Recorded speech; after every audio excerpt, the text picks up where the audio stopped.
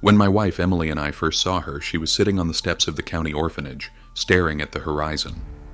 She couldn't have been older than 6, with pale skin that seemed almost translucent under the weak autumn sun. Her jet black hair fell in uneven strands around her face, and her eyes, large, dark, and haunting, seemed to pierce right through us. "That's Annabelle," the orphanage director had said. "She was found at the edge of Red Hollow Forest a few weeks ago. No one knows where she came from. She doesn't speak." Emily's heart melted instantly. Mine wavered. There was something about the child that unsettled me, though I couldn't explain why. Still, Emily had always wanted to be a mother, and I wasn't about to stand in the way of that. We brought Annabelle home the following week. At first, her silence was unnerving. Annabelle didn't cry, laugh, or even hum. She just existed. She followed Emily around like a shadow, clutching a worn, threadbare stuffed rabbit that looked as if it had survived decades of hardship. "She's just shy," Emily said, brushing aside my concerns. But there was something else. At night, I'd wake to the sound of faint whispers. They seemed to seep through the walls, an unintelligible murmuring that would stop the moment I tried to focus on it. I told myself it was the wind or the house settling, but deep down I wasn't so sure.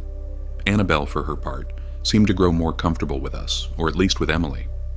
She'd sit beside her on the couch, drawing pictures with crayons. But her drawings, they were strange. At first it was just trees, black and gnarled, looming over stick figures. Then came the faces, pale, elongated faces with hollow eyes, and always a little girl standing beneath them. "Maybe she's drawing memories," Emily said, though her voice held an edge of uncertainty. Everything changed 2 weeks after Annabelle moved in. It was a cold, moonless night, and the wind howled through the trees like a living thing. I woke to find Annabelle standing at the foot of our bed, her stuffed rabbit dangling limply from her hand. "Annabelle?" I whispered, my voice shaky. She didn't respond. Instead, she turned and walked toward the door. I followed, more out of instinct than choice. She moved through the house with an eerie purpose, her bare feet silent against the wooden floors. She stopped at the back door, her tiny hand reaching for the knob. "Annabelle, no!" I hissed, but she opened the door and stepped into the cold night.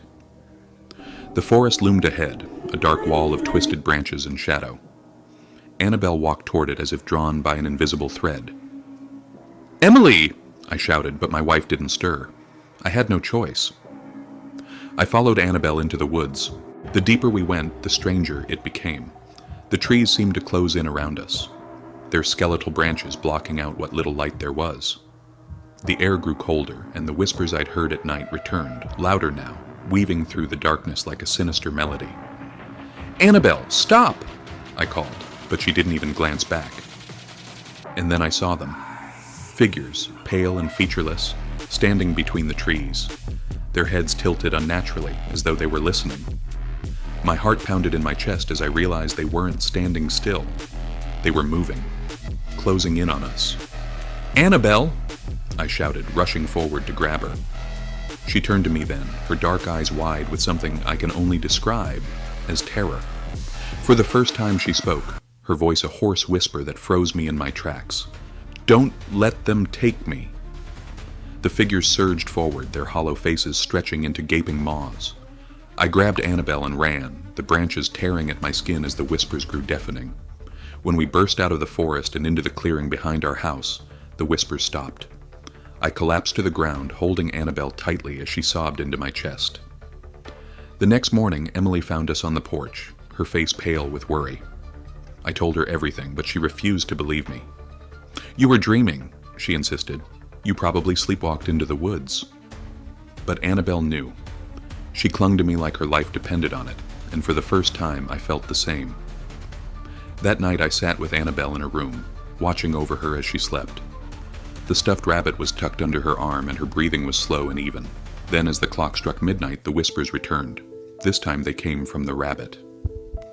I froze as its button eyes glinted in the dim light, and a voice deep and ancient rasped, "She belongs to us."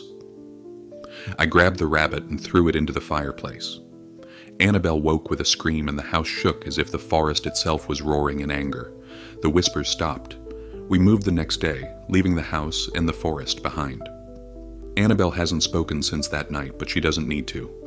Her silence is her shield, a barrier between her and whatever evil lurks in the shadows of Red Hollow Forest. But sometimes in the dead of night I still hear the whispers, and I know they're waiting. For her. For us. Have you ever been through something that made your heart race and your blood run cold? Let me know your experience in the comments. And if you enjoyed this story, don't forget to subscribe to Mr. Midnight and hit the bell icon so you never miss a new tale of terror. Thank you for watching, and I'll see you in the next story. Until then, stay curious and stay cautious.